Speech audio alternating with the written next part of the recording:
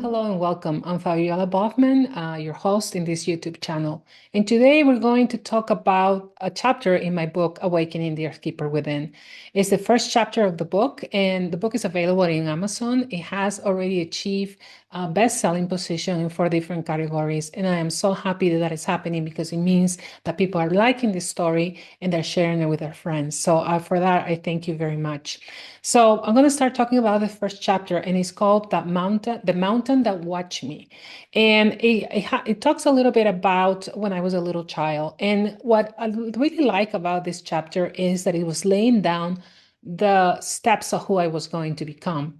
So very early in life, before we even have language, before we understand who we are, I believe that the seeds of our path are already being planted, sometimes in a very quiet and a very gentle way.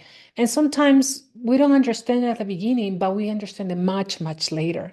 So I want to share this memory with you from my childhood. And it felt actually like an initiation because it's the earliest memory I have. I was about 3 years old. I was living in Arequipa, Peru. For the Peruvians that are listening here, they know where that is. And I felt always that somebody greater than me was watching over me. In the front yard of our house in this military village, there was a tree I loved playing with. It had clusters of pink berries that I believe were peppercorns. And I would climb onto a small step on the tree trunk, peel the berries, play with them, and lose myself in their smell and their texture. And it became quite a ritual. It was my favorite thing to do. It was a special moment between me and the tree, and I felt very alive and very present. For many, many years, I will remember this with so much love, and I will call it the peppercorn tree. And only decades later, as I started to travel in the Andes and learn from the shamans and the people that live there, I learned that the tree was called Molle, the Molle tree. And it's actually a medicinal tree, and it's used for healing and ceremony. And when I discovered that, it felt like a full circle because really early on, I had been exposed to something that was used for healing. The tree had awakened my wonder as a child and revealed its true identity only when I had stepped fully into my role, not only as a healer, but as a spiritual guide. And that's when I understood that sometimes these initiation rites have been planted long before, long before we even know what they are.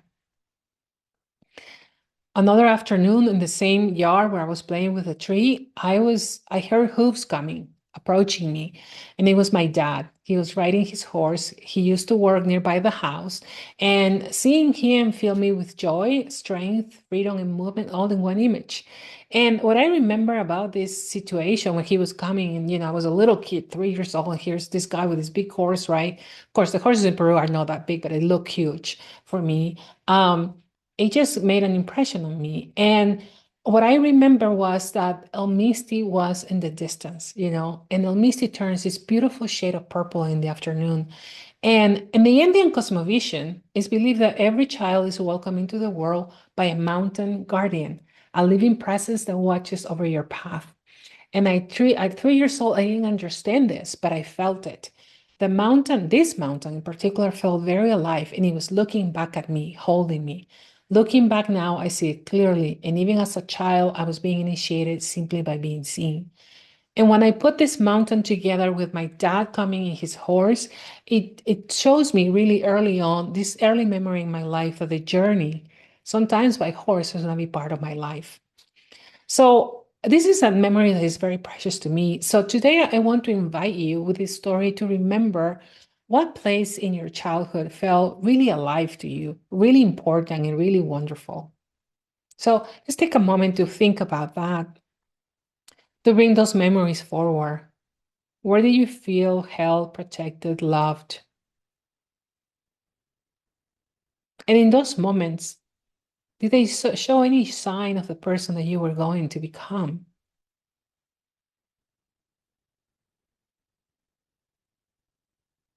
Yeah, let's look at that.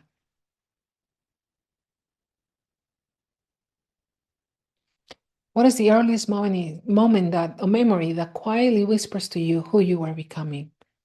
You don't need answers, but you just notice what arises. Very cool. Yes. And you know what is amazing about memories is that sometimes these memories are very nice and very gentle and very fun, and they bring this joy back into your life. But then there are other memories that aren't as fun, that also are, since some of them are scary, but also shape who you are or take you on a different path that you were not going to take initially. So for me, one of those memories that I talk in this chapter is that sometimes my life wasn't very gentle. As I grew older, Peru entered a time of fear. Okay. For the people that are familiar with terrorism, Peru in the 80s and 90s was going through a phase of terrorism, and there were bombings, curfews, and constant tension. One afternoon, I was in my fourth year of college. I was teaching chemistry because I was studying biology and I had taken a lot of chemistry. So I became a chemistry teacher.